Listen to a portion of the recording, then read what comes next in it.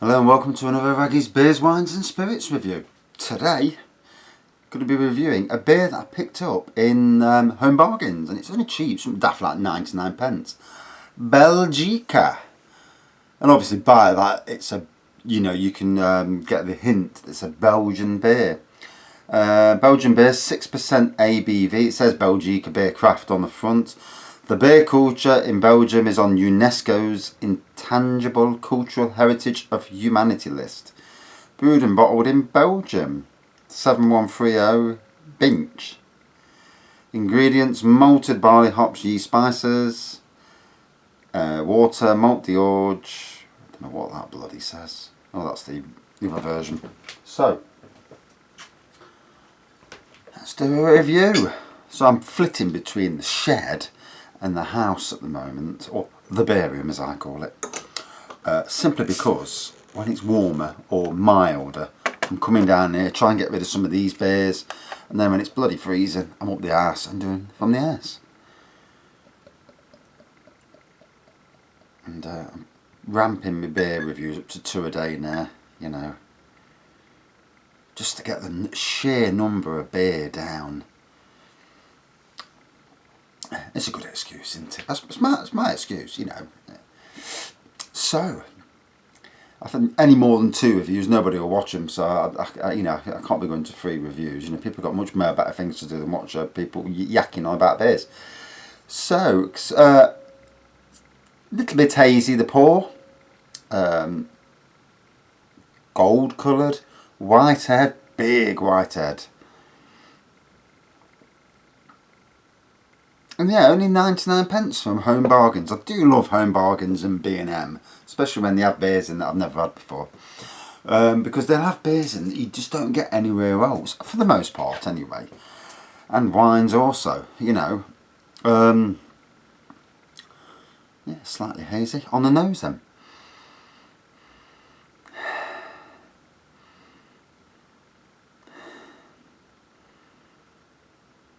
That... It's going to sound weird, isn't it? That Belgian smell from the beer. It's got that sort of smell to it. It's like there's a hint of banana there. To me, very similar sort of aroma to the likes of Duvel and some of them from that little Belgian beer pack that they had last year, which is actually in Lidl at the moment. I think it's £12.99 again. 6 beers, 6 Belgian beers. A good value really for what it is. Let's get this drinking on the road.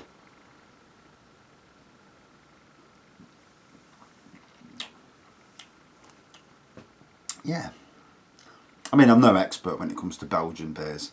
To be sure, I'm no expert when it comes to any beer. But I know what I like, I know what tastes good, I know what I don't like, And these days, that list of not liking has gone down a massive amount, just by trying lots and lots of new beers.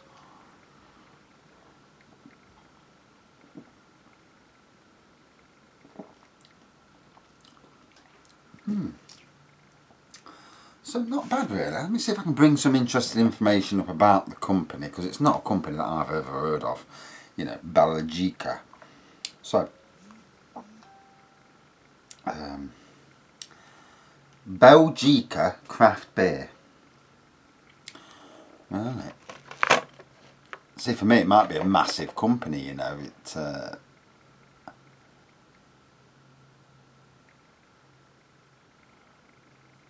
Yeah, it's not really saying anything. Yeah. Nothing at all, to be fair. Oh yeah, Belgica premium beer, 99 pence in store, Own Bargain. So it is 99 pence then, so that's something we found out. And it's not showing anything else up, so can't really give you any more information than what's actually in front of me. And straight away, does not say on the bottle, but it's a fermented, secondary fermented bottle. You see all the bits? Yeah. Now I didn't know that. It does not say anything about it being secondary fermented. Doesn't bother me. It will bother some people though. Obviously the sediment, if I give it a few minutes, it will settle. But for the sake of review, I'm not standing around and waiting. So yeah, if you're going to pour this out at home, don't be worried about that sediment layer. If you can, try not to pour out the last bit, you know. Obviously, I didn't bloody know it was.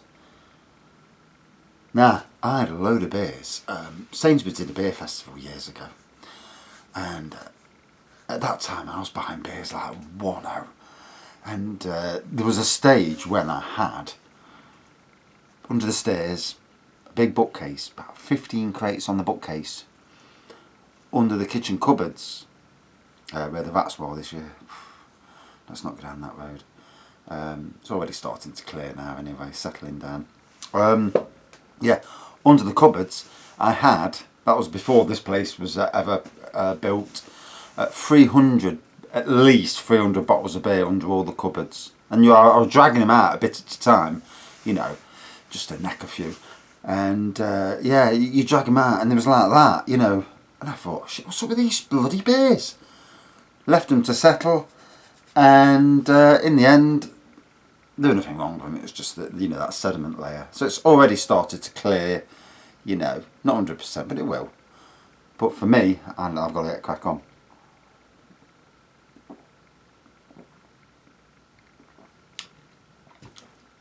So, obviously 6% Duvel. The likes of Duvel are 8.5%.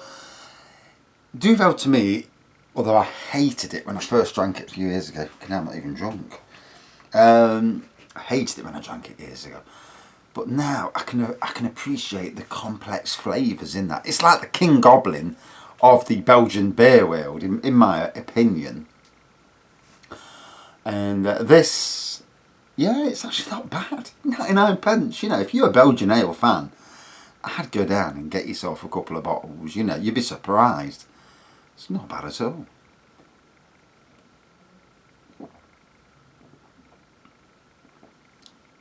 Obviously not all the cheap beers are that good. I mean, I had one earlier in the summer, I think it was a Green King, a lager.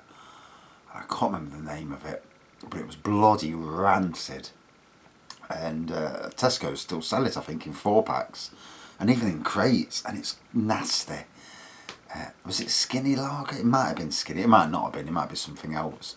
I might be calling somebody else's lager now out. But it was vile. And even one of the other beer reviewers said the same thing. He said that when you try that, I want to see what you think of it. And yeah, I had exactly the same thoughts as he did. You know, which don't companies check what they're sending out? You know, surely. If you're in a company, you're drinking your product. If you don't like it, then why is anybody else going to like it? You know, something to think about, something to ponder.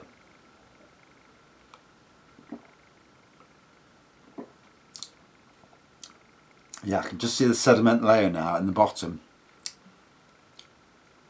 So the 6% strength really shows up well. You know, it tastes to me like Duvel does at 8.5%.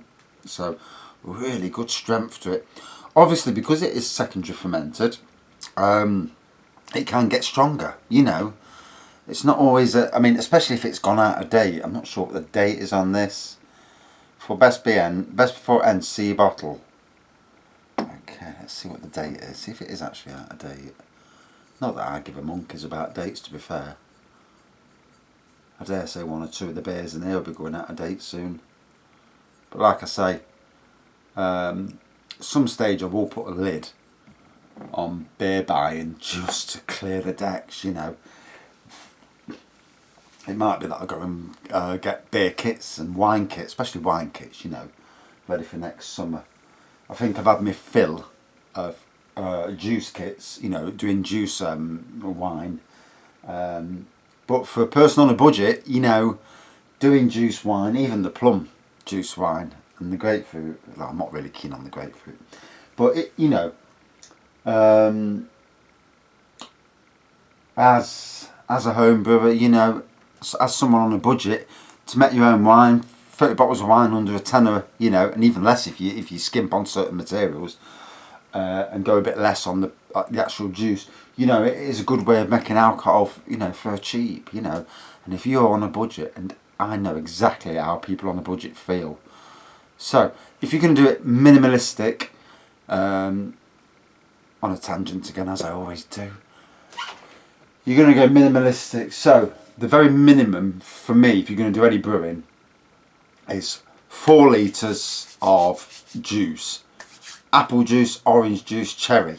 There are the 3 best ones I can tell you to buy. 4 bags of sugar. Don't go to 6, stick on 4. So about 80 pence, about 90 pence each for the juice. So 90, 180, 360. Bags of sugar, around about 60 pence these days for a bag of sugar, even at the, you know. So 240, 360, 240, 6 quid. About £1 for yeast. You can use nutrients, but to do it cheap, just buy the yeast. So for about 7 quid, 30 bottles, 7 quid, 20 something, 23 pence a bottle. Yeah, round about anyway. 23 pence a bottle for a bottle of wine. Yeah, and orange juice wine works great. Apple juice wine obviously is going to work great, and the cherry juice, for me, probably the best of the lot. That turned out amazing. If I'm ever going to do another juice wine, I'm going to go down the cherry juice wine road again.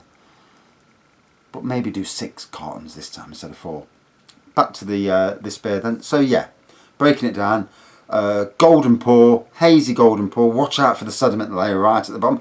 You can see now it's disappeared, so it's not a worry. Banana on the aroma. Banana in the taste, it is there. It tastes very much like other Belgian beers, you know. So you can imagine all the different Belgian beers you've ever had taste the same. 6% for me tastes stronger than what it implies, you know. Tastes a lot stronger.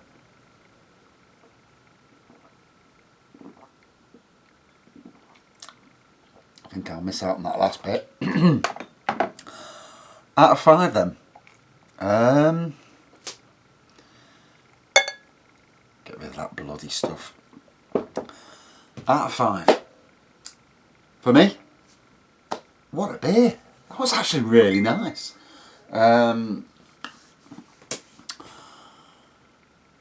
Surprisingly, I would class it, I would give it 4.3 out of 5. That was actually much better than I thought it was going to be. For a cheapo beer at Home Bargains, where they've got shed loads of it, so obviously it's not sold in this country, or they've managed to get a load, cheap price, bag it on the shelves. You know, you can see how they do it, you know. They'll buy stock that's going out of date, or maybe it's already out of date, it doesn't matter about dates. And they'll get it for, you know, a good price. They'll chuck it on the shops at 99 pence. And well worth buying. 4.3 out of 5. Yeah. Yeah. Would I buy it again? Yes. Yes. A very good Belgian beer. If you're a Belgian beer fan, go and try it. Anyway, thanks for watching. See you soon.